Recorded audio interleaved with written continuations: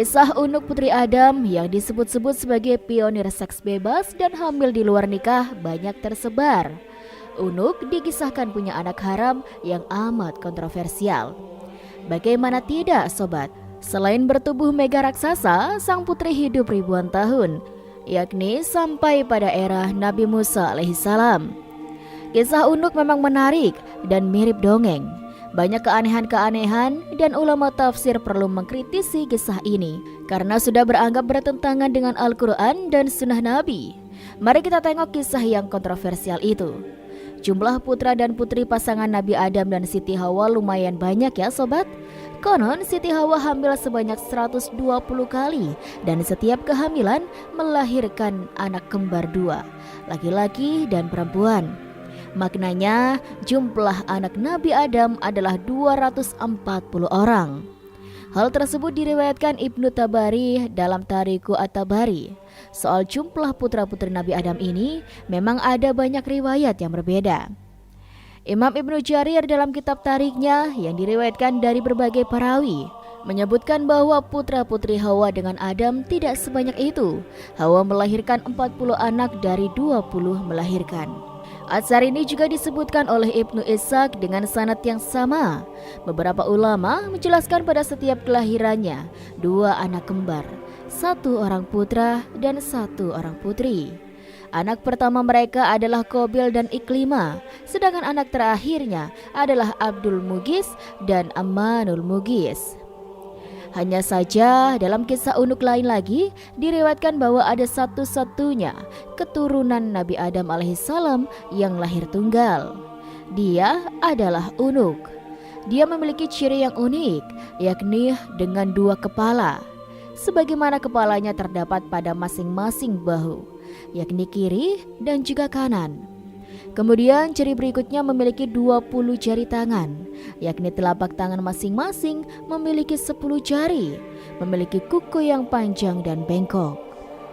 Diriwayatkan Hawa dengan jiwa keibuannya tetap merawat Unuk hingga si anak dewasa. Terjadilah peristiwa pembunuhan pertama di bumi, yakni Qabil membunuh Habil. Atas peristiwa tersebut, Qabil pun meninggalkan gunung dan menempati lembah.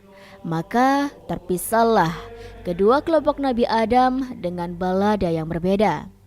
Kelompok yang beriman bersama Adam dan Hawa menempati puncak gunung, sementara Qabil dan keturunannya menempati lembah.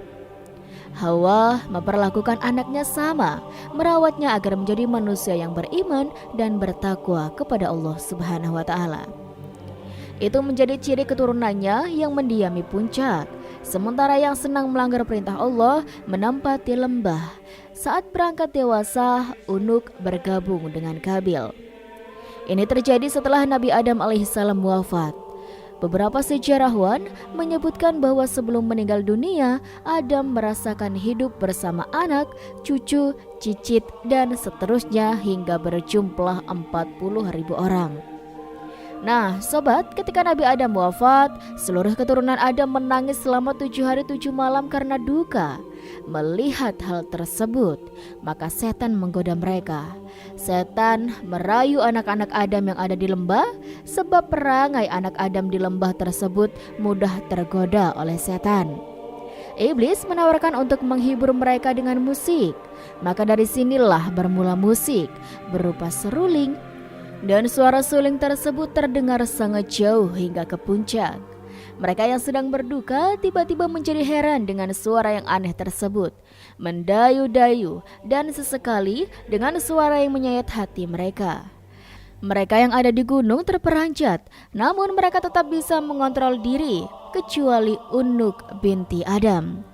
Dengan hati bergejolak, ia meninggalkan puncak dan menuju lembah, bergabung bersama Qabil dan saudaranya yang lain, menikmati musik dan tarian. Di lembah, Unuk berjumpa dengan banyak lelaki, dan Unuk pun kecanduan seks bebas. Banyak lelaki menggaulinya. Setiap bertemu laki-laki, dia melakukan hubungan intim. Tanpa disadari, dia pun hamil tanpa tahu siapa ayah dari anak yang ia kandung. Sejatinya, Unuk tidaklah cantik, bahkan bisa dibilang buruk rupa, sehingga mustahil ada lelaki suka padanya.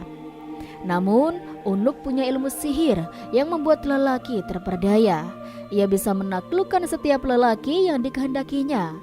Unuk akhirnya melahirkan anak lelaki bernama Wajh alias Auj alias Uwaj atau disebut saja Auj bin Unuk. Nasabnya ibu karena tidak mereka ketahui siapa ayahnya. Siti Hawa sedih atas kelakuan putranya itu. Maka beliau pun berdoa kepada Allah Subhanahu wa Ta'ala agar anaknya tersebut segera lenyap dari muka bumi. Allah pun mengutus singa sangat besar yang melebihi ukuran gajah. Singa menyerang Unuk, merusak seluruh badannya. Inilah kematian pertama oleh binatang. Unuk pun mati setelah setahun melahirkan Auj. Selanjutnya, Auj tumbuh menjadi orang yang sangat besar tubuhnya. Tingginya mencapai 600 siku orang dahulu, yaitu sama dengan satu lengan siku orang sekarang. Dan lebarnya seukuran itu. Sampai-sampai ada sebuah riwayat ketika angin topan datang, angin tersebut tingginya tidak melebihi lutut Auj. Apalagi dia duduk di atas gunung, tangannya dia ulurkan ke laut mengambil ikan, dan kemudian memanggangnya di matahari. Dan apabila dia marah kepada sebuah penduduk kampung, dia mengencingi mereka sehingga mereka tenggelam dalam air kencingnya. Menurut sebuah riwayat, Auj menguasai sebuah penduduk kampung. Diriwayatkan pula bahwa Auj bin Unuk hidup berumur 4.500 tahun. Dia masih hidup hingga zaman Nabi Musa alaihissalam. Diriwayatkan pada era Nabi Nuh, Auj bin Unuk berjasa membantu saat Nabi Nuh mengangkut kayu-kayu besar untuk membuat kapal. Dikisahkan Allah Subhanahu wa Ta'ala memerintahkan Nabi Nuh alaihissalam pergi ke Kufah untuk mengangkut pohon saj. Akan tetapi Nabi Nuh bingung bagaimana cara mengangkutnya. Maka Allah memberi wahyu kepadanya bahwa Auj bin Unuk bisa memikulnya. Setelah Allah memberi wahyu kepada Nabi Nuh bahwa yang mampu memikul kayu itu adalah Auj dari Kufah ke Tanah Hira, suatu perkampungan dekat dengan Baghdad, maka Nabi Nuh mendatangi Auj dan memintanya memikulkan kayu tersebut untuknya. Auj pun berkata, "Aku tidak akan memikulnya kecuali engkau mengenyangkanku dengan roti." Kebetulan pada waktu itu Nabi Nuh membawa 3 roti dari kacang. Dia memberikan selembar roti itu kepada Auj dan berkata, "Makanlah roti itu." Melihat itu, Auj pun tertawa dan berkata, "Seandainya roti ini sebesar gunung itu, ia tidak akan membuatku kenyang. Apalagi roti ini hanya selembar." Mendengar ucapan Auj, Nabi Nuh memotong selembar roti itu dan memberikan kepadanya dan berkata, "Bacalah Bismillahirrahmanirrahim, kemudian makan potongan roti ini." Auj pun memakannya dan kemudian dia diberi lembaran roti yang kedua. Lembaran roti yang kedua baru setengah. Auj telah kenyang dan tidak sanggup memakan apapun. Setelah memakan roti itu, Auj membawa semua kayu tersebut dari Kufah menuju Hira dalam sekali pemberangkatan. Tatkala Nabi Nuh merampungkan membuat bahtera dan banjir mulai datang, Auj memohon kepada Nabi Nuh agar ia diberi tempat dalam bahtera tersebut. Akan tetapi, Nabi Nuh menolak keinginan itu. Saat banjir melanda seluruh dunia, tinggi air tidak mencapai lutut Auj bin Unuk. Auj pun hidup hingga masa Nabi Musa alaihissalam. Auj membenci Nabi Musa dan ingin membunuhnya. Dia menghampiri tentara Musa untuk mengetahui jumlah mereka. Dia mendapatkan mereka hanya kumpulan orang dengan satu farsa. Lalu dia pergi ke sebuah gunung dan kemudian mencabut gunung itu dari bumi. Gunung itu dibawanya di atas kepalanya dan datang untuk menimpakannya ke tentara Nabi Musa. Pada saat itu, Allah mengutus burung hudhud yang paruhnya diciptakan dari besi. Burung hudhud itu turun di atas batu tersebut dan mulailah mematukinya hingga membuatnya berlubang. Lalu ia turun ke pundak Auj dan kemudian masuk ke dalam mantelnya hingga Auj tidak bisa bergerak. Ketika Nabi Musa melihat itu, dia menghampirinya dan memukulnya dengan tongkatnya yang panjangnya 10 siku. Sambil melompat ke udara setinggi 10 siku, tingginya Nabi Musa adalah 10 siku. Jadi pukulnya ke betis Auj pun tidak sampai. Akan tetapi setelah Musa memukulnya, Auj tersungkur dan kemudian meninggal serta terlempar ke lapangan kosong seperti gunung yang besar. Diriwayatkan bahwa di negeri Tatar atau Tartares ada sungai yang bernama Atai. Di sana terdapat jembatan lengkung yang besar. Konon, jembatan tersebut berasal dari tulang Auj bin Unuk dan merupakan salah satu dari keajaiban dunia. Syekh Hamid Ahmad At-Tahir Al-Bashuni dalam bukunya berjudul Syahih Qasasil Quran dan diterjemahkan menjadi kisah-kisah dalam Al-Quran oleh Muhyiddin Masrida dan Muhammad Khalid As-Sarih menyebutkan Auj bin Unuk termasuk kisah dusta. Auj bin Unuk sebagaimana disebutkan dalam riwayat adalah orang kafir yang suka membangkang, sombong dan jahat. Setelah itu, pada Banjar di era Nabi Nuh, Allah tidak membinasakannya sekalipun dia dikenal membangkang, kafir, sombong, jahat, dan anak pezina. Itu aneh. Secara akal, Syekh Hamid Ahmad At-Tahir mengatakan, bagaimana mungkin Allah membinasakan anak Nuh karena kekufurannya dan ayahnya adalah seorang nabi dan pemimpin orang beriman, sedangkan Allah Subhanahu wa taala tidak membinasakan Auj bin Unuk. Padahal dia lebih zalim dan melampaui batas dari apa yang mereka sebutkan. Ibnu Katsir kemudian menyalahkan riwayat ini karena bertentangan dengan Al-Quran dan hadis sahih. Sedangkan dalil nakli dari Al-Quran, Allah Subhanahu wa taala berfirman, dan kami tenggelamkan golongan yang itu. Quran Surat Asy-Syu'ara ayat 66. Allah Subhanahu wa taala juga berfirman, Nuh berkata, ya Tuhanku, janganlah engkau biarkan seorang pun di antara orang-orang kafir itu tinggal di atas bumi. Quran Surat Nuh ayat 26.